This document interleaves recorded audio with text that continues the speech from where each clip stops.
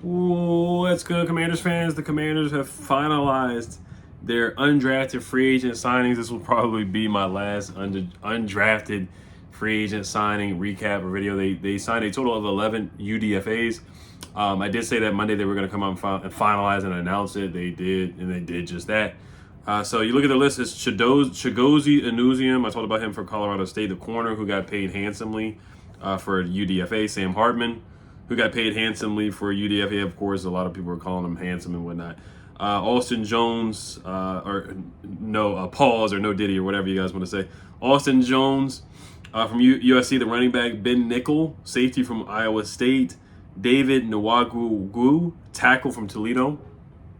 Tyler Owens, the athletic freak, safety from Texas Tech. Noah Pollard, defensive tackle from Virginia Tech, who had the third highest pass rush win rate, or top 10 pass rush win rate last year in college football. Marcus Rosemy-Jack Saint, who only had 2 drops in 4 years.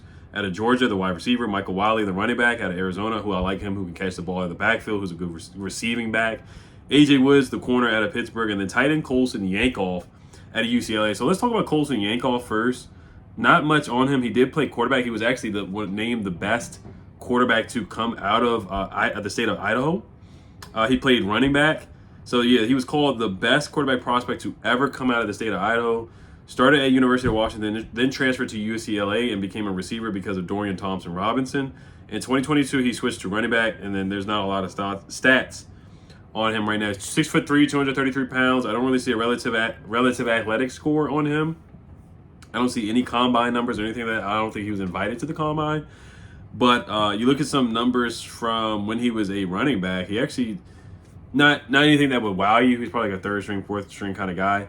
But as a junior at UCLA, he had 34 carries for 174 yards, 5 yards per carry, 1 touchdown, 7 catches for 51 yards, and 2 touchdown catches. So that is solid. So, I mean, I guess we could use him in the red zone in preseason. I'm not expecting him to really get any playing time and really make the roster. But he does show that he has the ability to catch a touchdown. 7 yards per catch. So and it looks like they made a point to throw him the football.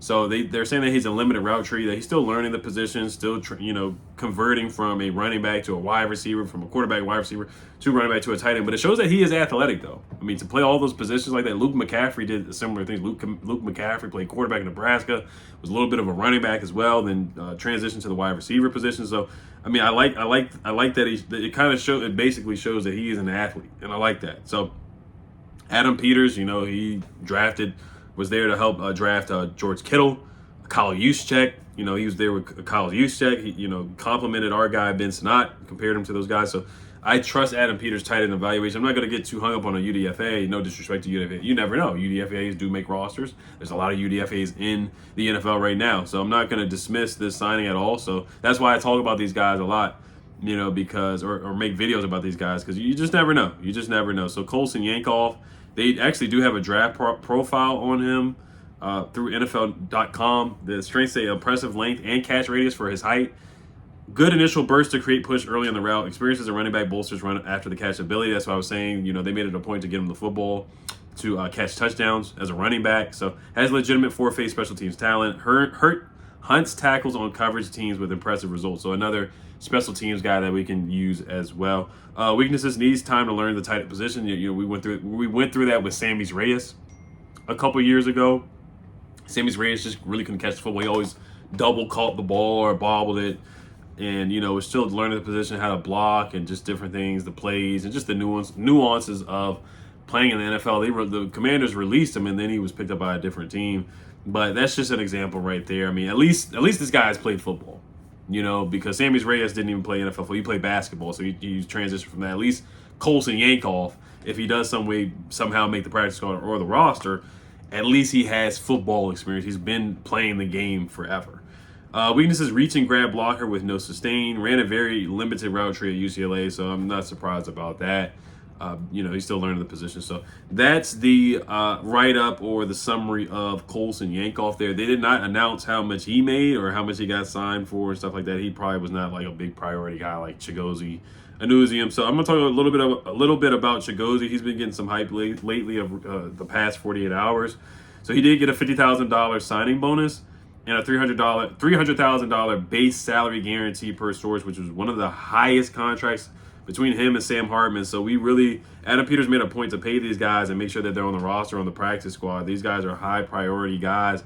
A lot of teams were interested in Chigozie as well. I mean, he's a 6'1", 200-pound corner. When you're tall and like that, 205, and he ran what, a 4.3 40-yard dash. Super athletic as well. Once again, you look at his relative athletic score, raw score. I do want to make a separate video and kind of just talk about raw score, because a lot of people have taken a lot of stock in that, and I do want to kind of just do some research and kind of see like guys who have high relative athletic scores. And when we have draft classes like that, does it really translate to the field? Because Ron Rivera did the same thing, so I know Ron didn't do a great job of drafting, but he got a lot of guys with high raw scores. So I'm not going to get too excited about the raw score that we were number one, only because we've seen in the past, we've had drafts with that. It's good to know and good to have, but I'm not going to be, oh my gosh, this is going to be an elite draft class just because our raw score was high. That's just my point. But it's wait and see approach. Chigozie Yankoff of Colorado State was one of our analytically highest graded G5 cornerbacks all season long and impressed during Shrine Bowl week. This is from Eric Galco. And after his pro day, it's unlikely he slips too far on day 3. So this guy, Eric Galco, thought he was going to get drafted, but he did not. 4.3 40, 200 pounds.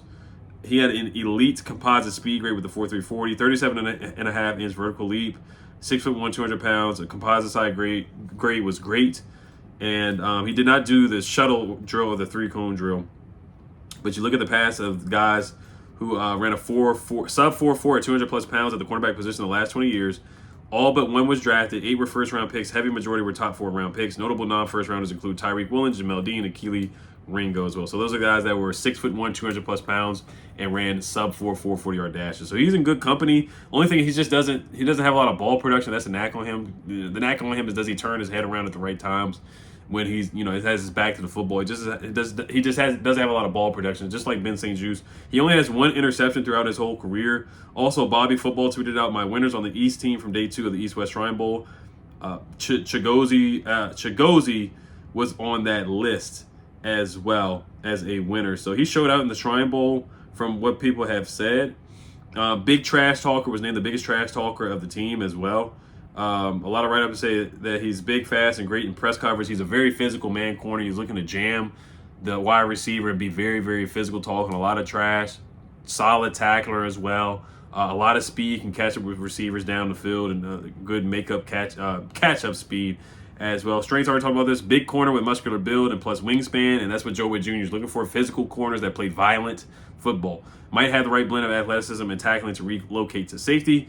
Swings hips open from press and crowds outside, release quickly. Adequate balance to gather and phase the cornerback comeback route. Has play strength to stand his ground and make tackles on the perimeter as well.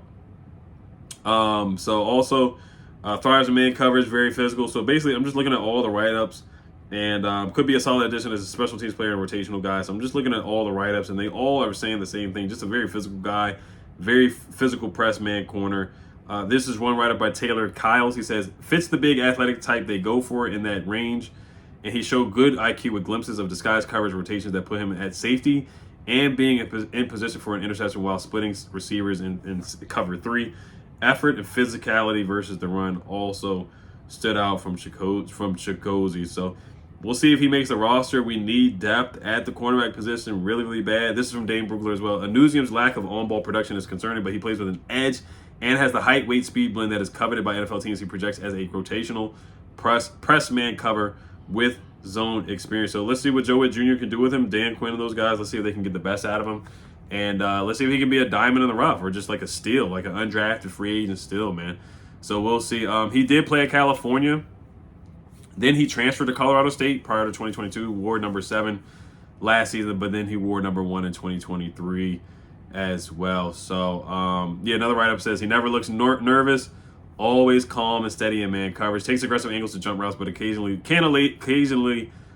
lose a receiver by jumping the route too early, can do a better job of being patient and careful of double moves, exceptional reaction speed, closes on the ball carrier quickly with its instincts and speed, breaks on underneath routes, and brings violence on contact. That's what Joe Witt Jr. said in his presser. He said he wants a lot of violence with his defense for sure. Same thing with Dan Quinn. So you guys let me know what you guys think about these signings. Tyler Olsen and all these guys. Comment below which of your undrafted free agents was your favorite. I don't know if I'm gonna make a video where I think Ben Albright said that it was always between Jaden Daniels and Jaden McCarthy. That was a report that came out earlier before the draft.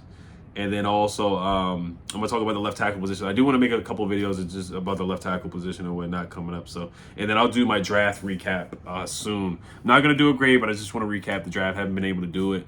I'm gonna definitely try to get this to you guys before Tuesday or Wednesday, before the end of the month, which is tomorrow. All right, you guys. You guys let me know what you guys think. Hello, Commanders. Peace.